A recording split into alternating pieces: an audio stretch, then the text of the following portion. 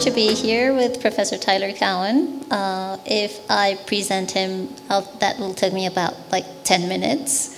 So I'd rather not. I'll just say quickly that he is a very well-known economist, but not only for his academic career, but also for his public career as a public economist, participating in current debates and in other ways of communicating with a broader audience, which has made you been called one of America's hottest economists and one of the great thinkers in economics. But your interests are broader than that.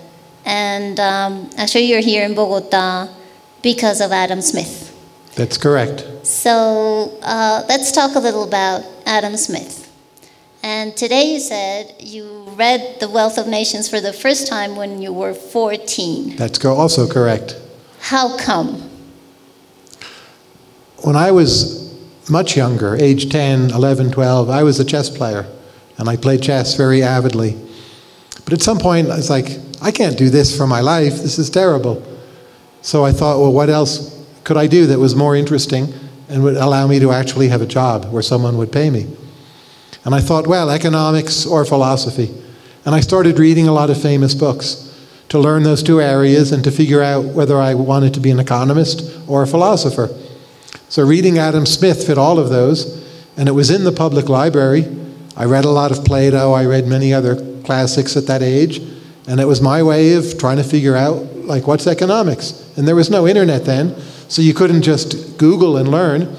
You had to go to the library, bring home a book. What better book than Adam Smith? How did you choose The Wealth of Nations? Well, I read many other books at the time, but it seemed to me that was the most famous economics book, and I should read that one, and it was also a kind of philosophy. Probably I had read other things saying how wonderful it was. I don't remember all the details, but... What did you think about that book at that time? The parts that impressed me the most were the pure economics, not the social theory that I talked about today. So the notion that there were market prices, and prices would balance supply and demand, and prices would communicate information about scarcity, and that this was how the whole capitalist system hung together, that was a revelation for me. And I was reading Hayek at the same time, Smith, Hayek, different words, but more or less saying the same thing. And it all just, my goodness, this is one of the greatest things I'm ever going to learn, is what I thought. So, like you told us today earlier also that this idea of decentralized economy was something that caught you, which is a bit what you're saying now, and the idea of a spontaneous order also. When did you get to read The Theory of Moral Sentiments, and do you see a connection regarding decentralized social interactions? Sometimes my memory fails me, but I believe I tried to read Theory of Moral Sentiments when I was 17 or 18, and it bored me. I didn't really like it. To this day, I'm not sure how much I like it. I think it's poorly organized, and the ways in which people still disagree about what it means shows there's a flaw in the book. Many parts are brilliant, many observations are highly insightful, but I don't think it hangs together nearly as well as Wealth of Nations does. So maybe David Hume was right when he wrote to Adam Smith saying, I'm so sorry for you, my friend, that your Theory of Moral Sentiments has had so much success, like public success would not be a good measure for a good book? David Hume was always right. Okay. And you talked today about the importance of a standing army. Yes. And which relates very much to Colombia's reality and its history, at least over the past century. And so you said this was like Adam Smith's most progressive and modernist view. Could you synthesize that like in a nutshell? For Adam Smith, a standing army helped you build a nation. It helped you create a larger market size. It brought public order. It gave your government the security to allow dissent and difference of opinion. It was the very foundation of a modern capitalist economy. Which is really interesting because that's not the way you normally think about a standing army, right? That's correct. And Smith realized he was saying something different. Many of his peers said, oh, a standing army, that will oppress people. It will tax them too much. It will make their lives miserable. It will be like a new Julius Caesar. And it's like the opportunity cost of a standing army also people It's think about today. Of course. It's very expensive. But I think Smith turned out to be right in the sense the societies we want to live in today are societies that either have a real military or maybe they rely on a nearby ally. But basically that's the model that has succeeded, not the citizens' militia.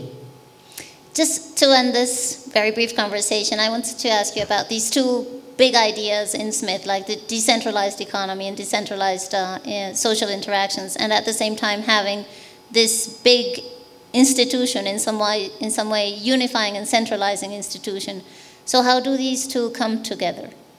As I read Smith, he is a fairly dialectical thinker, and that Hegel so loved Adam Smith, to me, makes perfect sense.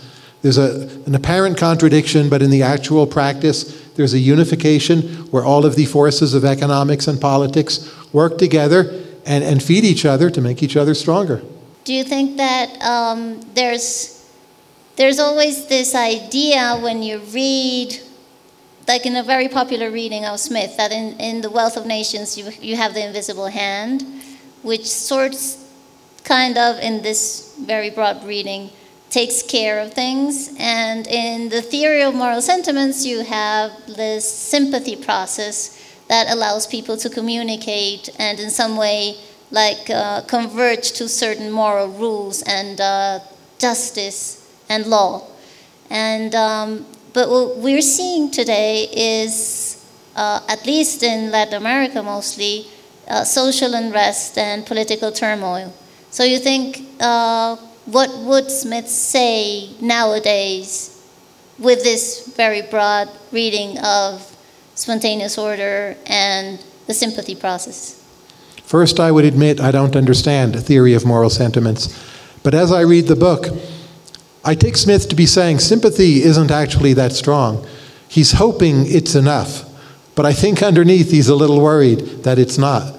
And in some parts of the world, that seems to be the case. Colombia, I'm actually relatively optimistic about. But if you talk about Peru or Brazil, I would be more worried. Yeah, so we could continue on this and see how maybe institutions are needed, and one of them would be a standing army, right? Correct, but that's by no means the only one. You need a well-functioning capitalism that delivers standard of living gains to all the major income classes. Sometimes, but not always, that happens in Colombia, but it could function better, and that would make political order stronger as well. Let's hope we get more of that. I would say that's an open question, though.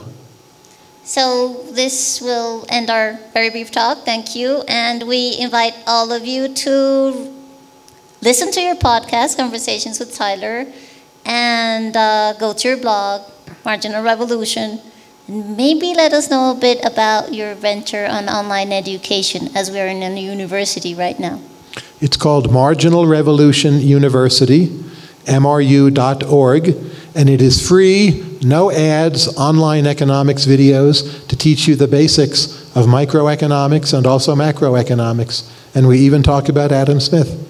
So the more of a reason to go visit, right? Correct. So thank you very much, Professor Cowen. It was a pleasure having you here, and thanks for talking to us. Thank you. My pleasure. Thank you.